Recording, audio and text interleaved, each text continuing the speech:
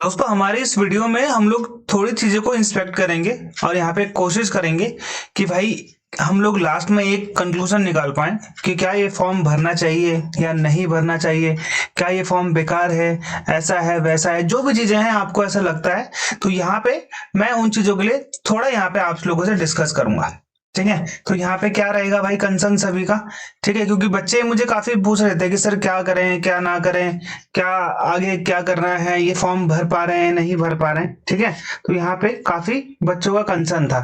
Okay, तो यहाँ पे सबसे पहली चीज देखो कि भाई वैकेंसी, पहली चीज ये सुपरिटेंडेंट का तो अभी ज्वाइनिंग भी नहीं हुआ है शायद से, जहां तक मुझे लगता है 11 तारीख आई थिंक नवंबर में इनका अभी डॉक्यूमेंट वेरिफिकेशन हुआ है। अभी दोबारा से वैकेंसी निकाल दी इन्होंने, 26 वैकेंसी निकाली, 27, मतलब क्यों निकाल रहे हो ये सब? आप अगली बार निकाल देना, 6 महीने बाद, 1 साल बाद 100-150 तो निकाले जहां पे बच्चा कुछ फाइट करने का सोचे। तो assistant secretary, assistant professor, accounts officer, superintendent, junior translation officer, junior accountant, junior assistant, ये सब पोस्ट इन्होंने पहले भी निकाली थी, इस बार भी निकाली। ये वाली नई पोस्ट है, ये मैं पिछले बार भी करा था, पिछले बार भी करा था और इस बार भी मैं कर रहा हूँ, है ना। क्लासेस आपको नीचे मिल जाएंगी, वीडियो के डिस्क्रिप्शन में जाना, वहां पे जाकर आपको मिल जाएगा।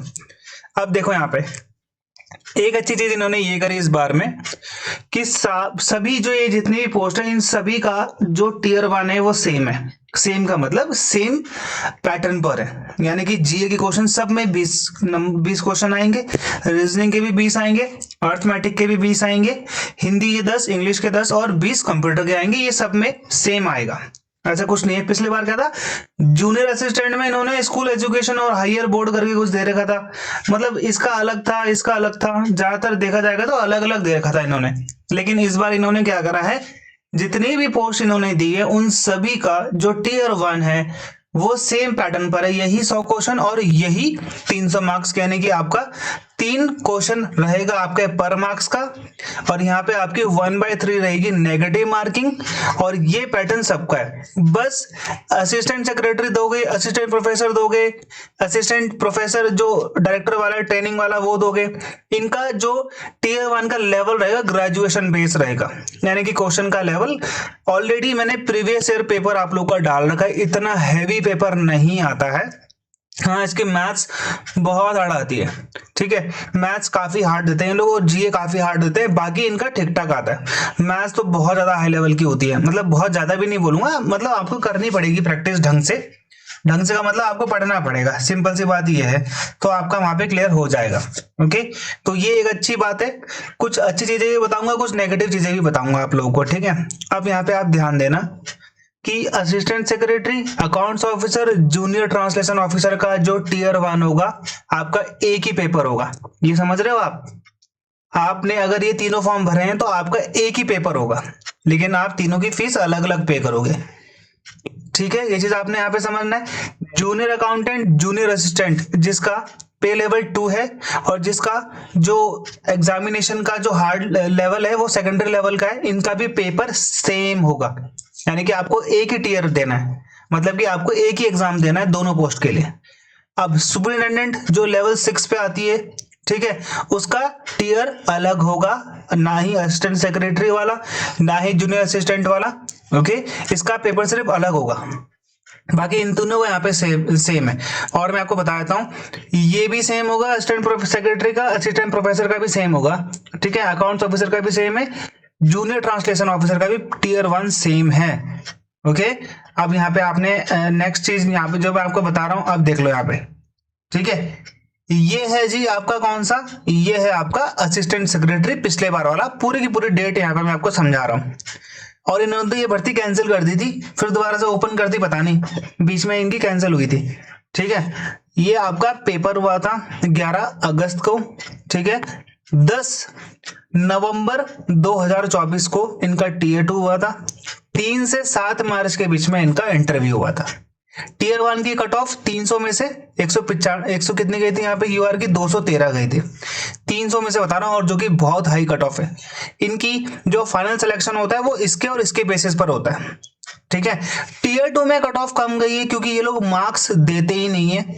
आप सुपरिटेंडेंट में भी यही देखोगे, टीयर 2 में ये लोग मार्क्स नहीं देते हैं। अब क्यों नहीं देते हैं ये भाई ये लोग जाने। 80 मार्क्स का आपका इंटरव्यू हुआ था। ठीक है। तो यहाँ पर जो फाइनल कट ऑफ आई थी 400 में से, वो इन्होंने यहाँ पर ये निकाली है।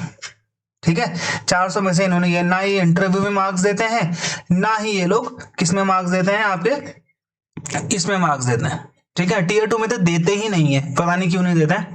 ये असिस्टेंट सेक्रेटरी का हो गया, असिस्टेंट प्रोफेसर का हो गया, असिस्टेंट डायरेक्टर का भी आप इसी हिसाब से मान सकते हो, चाहे तो आप यहाँ पे देख लो। दूसरा वाला जो पोस्ट है ये है आपका कौन सा, ये आपका सुपरिंटेंडेंट का। अब देखो इसका तो ये डीवी ही अभी हुआ है 14 नवंबर से 18 नवंबर के बीच में, तो अभी नवंबर के बीच में तो अभी इनका डीवी हुआ है, अभी 1 महीना भी नहीं हुआ है। ठीक है, 1 महीने पहले इनका डीवी हुआ है। आई थिंक इनकी ज्वाइनिंग नहीं हुई है, 2 बच्चे हैं मेरे इसमें, अभी उन्होंने बताया नहीं है ज्वाइनिंग का कुछ। पिछले बार 142 पोस्ट थी, जनरल की 316 गई थी 450 में से, ये ऑफिशियल कट ऑफ है। उसके बाद टीयर 2 होता है इनका। अब एक चीज मुझे यहाँ पे समझ में नहीं आती इनकी, ये सुपरिटेंडेंट में लोग क्या करते हैं मैं आपको बताता हूँ। टीयर 1 लेते हैं, टीयर 2 लेते हैं, फिर टाइपिंग करवाते हैं जो कि क्वालिफाइंग होगी। भाई तुमने ऐसा कौन सा एग्जाम देखा आज तक जहां पे जो लास्ट स्टेज है वो क्वालिफाइंग होती है? देखा भी होगा तो मतलब क्वालिफाइंग को भाई ऊपर कर दो ना जब क्वालिफाइंग है, क्योंकि टीयर 1 पास करने का बच्चा टीयर 2 में जाएगा। टीयर 2 के बाद दोबारा से कट ऑफ लगेगी क्वालिफाइंग एग्जाम के लिए, क्वालिफाई करने के बाद दोबारा से कट ऑफ लगेगी इसी के बेसिस पर। समझ रहे हो आप इस चीज को? आप यहाँ पे ध्यान देना कि भाई पहले तो आप टीयर 1 कट ऑफ करके क्लियर करके आए, ठीक है, उसके बाद टीयर 2 में गए, इस वाले में ये एग्जाम दिया आपने, इस एग्जाम को पास करने के बाद दोबारा आप टाइपिंग दोगे जो कि क्वालिफाइंग है, और दोबारा से कट ऑफ लगेगी फिर उसी क्वालिफाइंग एग्जाम को पास करने के बाद। तो मतलब इसको बीच में करना चाहिए था इन लोगों ने टाइपिंग को, या तो इसके साथ ही कर लो आप पहले, इसके बाद इसको, इसके बाद आप फिर टाइपिंग के लिए बुलाते हो। तो ये थोड़ा इनका कंफ्यूजिंग वाला चक्कर है। ठीक है, तो ये चीज मैं आपको बता रहा हूं। देखो यहाँ पे 300 में से इन्होंने इस बार भी 138 दिए यूआर को, 300 में से 138 दिए, 50% नंबर भी नहीं मिल रहे हैं बच्चों को। ठीक है, इसके टीयर 2 में तो ऐसे समझ में आई आपको। यहाँ पे बच्चों की जा रही है 316। ओके, अब देख लो यहाँ पे जो पिछले बार ये देखो यहाँ पे इस बार की वैकेंसी, सबसे ये नेगेटिव पॉइंट है, 8 है, 12 है, 8 है, 7 है, 2 है, 27 है, मतलब सुपरिटेंडेंट के 27। अभी इसकी ज्वाइनिंग भी नहीं हुई, पिछले वाली आपने 27 पोस्ट दोबारा से निकाल दी, क्या करना चाह रहे हो आप? जेटीओ की 9 है, जूनियर अकाउंटेंट 16 है, जूनियर असिस्टेंट 35 है। ठीक है, तो ये है कि आप वैकेंसी जब आप निकाल रहे हो, कम से कम आप इतनी वैकेंसी निकालो, 100 150, जैसे मान लो यहाँ पे आपका 100 150 होती है तो अच्छा रहता। यहाँ पे 15-20 होती है तो चलो हम मान लेते हैं एक बारी के लिए। जूनियर असिस्टेंट में यहाँ पे 150 समथिंग होती तो एक होता है ना। ठीक है, 27 लिखी हुई तुमने, 35 लिखी हुई, क्या करना चाह रहे हो समझ में नहीं आ रहा है। अब यहाँ पे टीयर 2 देखो, ये लेवल 2 की पोस्ट है, लेवल 2 की पोस्ट है, और ये भी सेम लेवल 2 की पोस्ट है। ये जूनियर असिस्टेंट है, जूनियर अकाउंटेंट है। ठीक है, इसका सिलेबस देखो, इसका सिलेबस देखो, आप बिल्कुल अलग अलग करके रखा हुआ, ऐसा नहीं लगता कि जैसे बिल्कुल डिफरेंट टाइप के पेपर होंगे दोनों, लेकिन है पे लेवल 2 के, है ना। 35-40 हजार आपकी तनख्वाह होगी। जब आपको सेम यही करना था जूनियर अकाउंटेंट का तो आप यही कर देते। ठीक है, अब खैर वो दूसरी बात है। अब यहाँ पे एक कंसर्न मैं आप लोग को बता देता हूँ कि भाई वैकेंसी कम है तो कट ऑफ हाई जाएगी। ये आपको सिंपल सा एक मेथड होता है, इसमें मुझे ज्यादा बहुत हाई मैंने इसमें कुछ पढ़ा नहीं है। आप लोग को ये चीज पता है कि भाई कट ऑफ ज्यादा जाती है जब आपके यहाँ पे वैकेंसी कम होती है। दूसरी चीज, इस बार टीयर 1 थोड़ा उन्होंने इजी कर दिया है, नंबर ऑफ क्वेश्चन कम कर दिए हैं, दूसरी चीजों को हटा दिया है। ठीक है, आपको सबसे पहले पीवाईक्यू देखना है, सबसे पहले आपको पीवाईक्यूज देखना है। ठीक है, मैंने प्री प्लस मेंस दोनों के पेपर डाल दिए, अकाउंट्स ऑफिसर एडमिन के, असिस्टेंट सेक्रेटरी एडमिन के, सुपरिटेंडेंट के, मैंने आपको पेपर्स डाल दिए।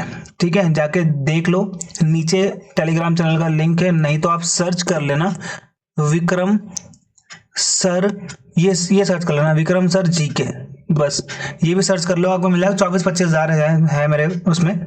ठीक है, तो ये मिल जाएगा आपको। पहले आपको पीवाईक्यू देखना है, आपने देखना है कि कैसे क्वेश्चन सीबीएसई फ्रेम करता है। पहली बात तो इसका जो एग्जाम कराता है सीटेट करवाता है। ठीक है, ये लोग इसका एग्जाम कंडक्ट करवाते हैं, ऑफलाइन एग्जाम होगा, आपको एमआर दिया जाएगा। ठीक है, क्वेश्चन इसमें आपको क्वांट्स की अच्छी तैयारी करनी है थोड़ी। सारे ही इसमें क्वांट्स का काफी अच्छा लेवल होता है, ये मेरी तरफ से आप लोग को एडवाइस है। क्वांट्स की तैयारी थोड़ी अच्छी करना, क्वांट्स के सारे PYQ देख लेना, वो भी ऑलरेडी मैंने डाल रखे हैं, वो आपको अच्छे तरीके से मिल जाएंगे। क्वांट्स के बाद इसमें रीजनिंग, इंग्लिश और हिंदी स्कोरिंग होता है। जीके क्या है, जीके ना समंदर है, जीके क्या है, समंदर है। जीके से आप कितना पढ़ लोगे, आपकी किस्मत है जीके में भाई, जो आप पढ़ रहे हो क्वेश्चन आ गया, अच्छी बात है। करंट अफेयर के काफी 10 जैसे 20 क्वेश्चन है ना करंट अफेयर के, तो आप मान लो 10 से 12 क्वेश्चन आपके करंट अफेयर के आएंगे। इसके लिए आपको थोड़ा डीप पढ़ना पड़ेगा। अगर आप हायर पोस्ट के लिए कर रहे हो, जूनियर स्टूडेंट के लिए कर रहे हो, तो MCQ से आपका हो जाएगा।